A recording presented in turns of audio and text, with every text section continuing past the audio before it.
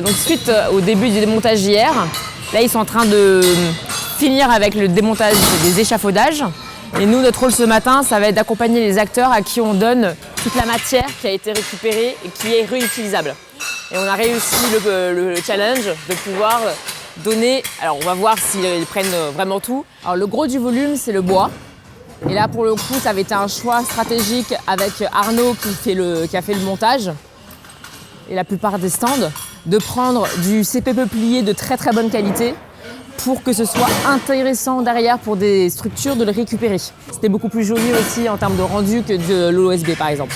Donc là on a du bois, il y a encore un tas ici et ça je sais que ça va partir. On a les bâches, quelques-unes ont été récupérées par Pixelis, un peu comme souvenir et puis comme branding aussi pour leurs locaux. Mais il reste tout ça. Et là aussi pareil, j'ai plusieurs structures. Donc là je crois que c'est la collecterie principalement qui va récupérer, mais d'autres structures viennent aussi. Wistitry, Triple D, Emmaüs Coup de Main, Pick My Waste et la collecterie qui vont récupérer. Ça c'est par externalité, par élément en fait, tout ce qui récupère. Voilà, par exemple le bois, on a Tech Connection qui en prend un petit peu. Sinon il y a Triple D, Emmaüs Coup de Main, Pick My Waste. Atelier Chute-Lip, la concepterie et la collecterie et Ronan aussi qui vont en prendre un peu. Voilà. Alors là c'est les papiers de couleur, c'est les résilientes et la collecterie qui vont récupérer pour pouvoir. Alors une partie est un petit peu abîmée, mais on a fait justement hier, ça a été un effort lors du démontage de pouvoir aider les équipes de Tech Connection pour les abîmer le moins possible pour qu'ils puissent être réutilisés. Bon, on va voir, mais il y a plein de morceaux qui sont en très très bon état. Mais comme ce sont des collectifs de ressourcerie, avec des artistes qui font partie des équipes, je suis sûre qu'ils vont trouver de quoi faire.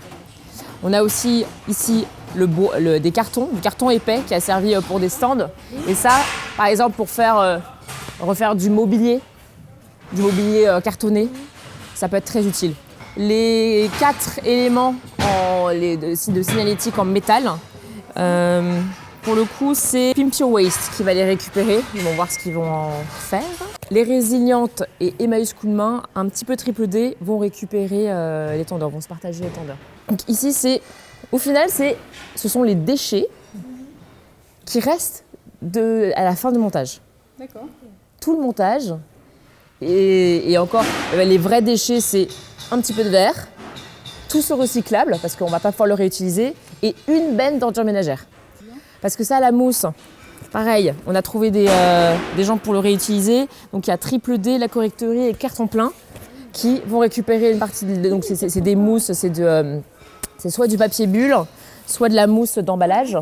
Et pareil, ils font beaucoup de choses, ils ont parfois besoin de protéger, notamment Carton Plein qui est une association d'insertion qui donne ou vend des choses d'occasion pour les déménagements des Parisiens. L'idée, soit c'est un carton en bon état, comme celui-ci, qui va pouvoir être réutilisé pour un déménagement. Ils vont pouvoir le vendre et le réutiliser pour un déménagement. Soit c'est un carton en très mauvais état, comme celui-ci, et il va être transformé en paillettes pour faire du calage. C'est ce que deviennent les cartons en mauvais état. Ils passent par la broyeuse pour faire du calage, à la place d'avoir... Exactement. Et alors ça, c'est ce qui nous a quand même beaucoup sauvé la vie. J'avoue, ça a été, c'est notre partenaire TerraCycle et là là il n'y a pas toutes les poubelles, il manque les sachets de café, etc. Mais on va faire un petit tour en office juste après. Nous avons les poubelles notamment d'emballage plastique et de matériel d'expédition qui a pu récupérer par exemple tous les scotch. Et encore les stickers, Arnaud est reparti avec une partie des stickers parce que c'est de la matière que son fournisseur recycle. Parce que c'est une matière qui permet de refaire du stickers derrière. Donc là, on va les emporter chez Pixelis. Et après, on les enverra par UPS à TerraCycle.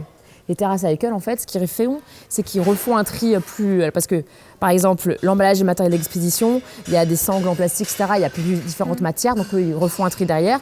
Mais quand vous avez des sachets de Cubi où c'est que la même matière à l'intérieur, ils font des grosses bennes avec plein de choses de même matériau à l'intérieur. Et quand la benne est pleine, ça permet de pouvoir faire du recyclage précis avec un type de matière. C'est là où ça devient intéressant, en fait. Parce que quand vous avez des ordures ménagères, il y a tellement de matière que c'est compliqué. Mais là, quand vous avez quelque chose de beaucoup plus précis, on peut faire un tri beaucoup plus précis et un recyclage matière beaucoup plus efficace. Et ça, c'est les gants jetables, donc c'est tout ce qui a été utilisé par notamment les traiteurs et puis le prestataire de L'Oréal qui a fait des vélos smoothies. Voilà, donc pour certaines utilisations dans la restauration, pour ne pas avoir à se laver les mains tout le temps, ils utilisent des gants. L'idée derrière, avec tous ces badges, c'est de faire une œuvre d'art. Parce qu'il n'y a pas de filière de recyclage du papier pierre en France actuellement.